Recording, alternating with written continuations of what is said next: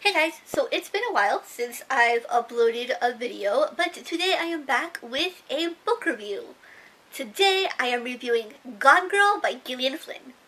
So Gone Girl had never really been on my radar. I had heard of it, I knew it was a New York Times bestseller, but I really had no interest in reading it until maybe October when my friend asked me to read it so that we could go see the movie together. We never ended up seeing the movie, and I didn't start reading the book until December, and as far as I know, my friend has yet to actually finish reading the book. So Gone Girl is about this couple named Nick and Amy Dunn.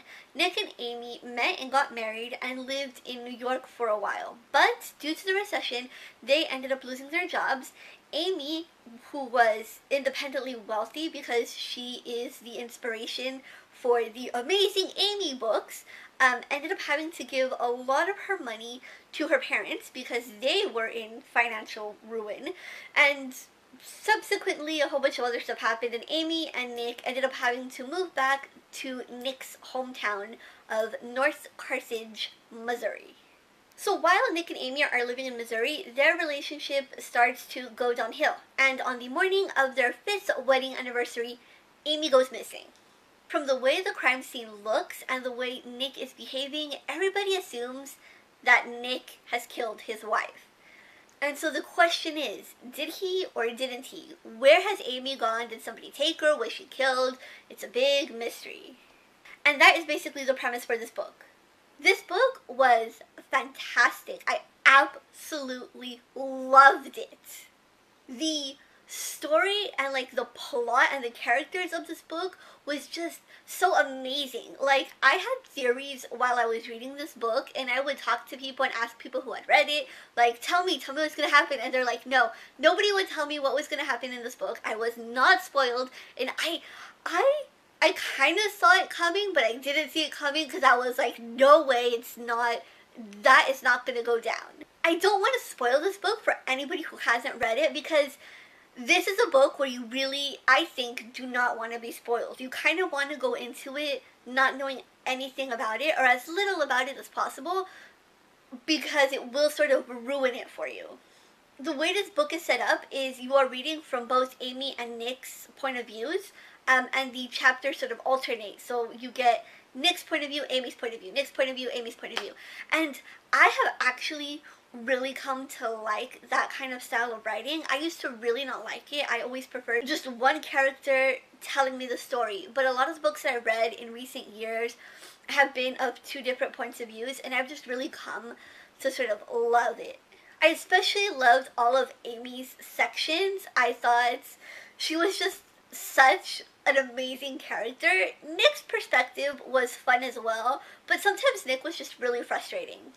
Especially the decisions and the way he chose to deal with what was going on. I was just frustrated by him, but frustrated in a good way. So Nick and Amy are not necessarily the most likable characters, but I think that's the point. You're not supposed to really like them, but tolerate them, so that you do want to kind of read on and you do want to see what is going to happen. Also, this book is divided sort of into 3 parts, and in part 2, things just really change, and that's really what made this book fantastic. Because when you first start reading this book, especially for me, I had a really hard time getting into it. The first couple of chapters are really, really slow, and I was like, do I really want to read this? This is kind of a long book. My copy of the book has about 700 pages in it. It is a large print edition, so that's why it has so many pages.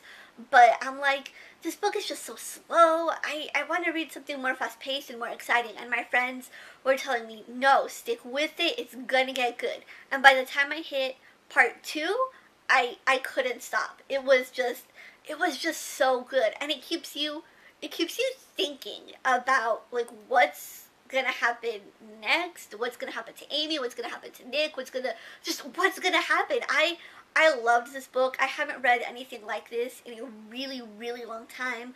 I've been reading so much of the same kind of stuff lately, like a lot of YA, or just not like adult, like murder mystery type things. I haven't read something like this in a while. I love watching these kind of TV shows and these kind of movies, but I don't necessarily always tend to reach for these kind of books.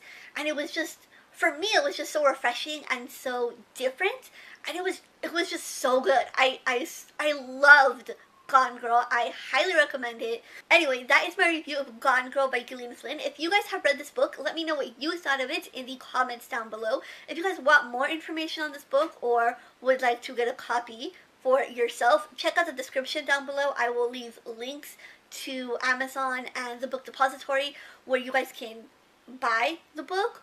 Also, FYI, I am now a Book Depository affiliate, so all the links for the Book Depository, as well as the links for Amazon, those are all affiliate links. So if you guys could click on them, maybe, and help me make a little bit of commission, that would be really great.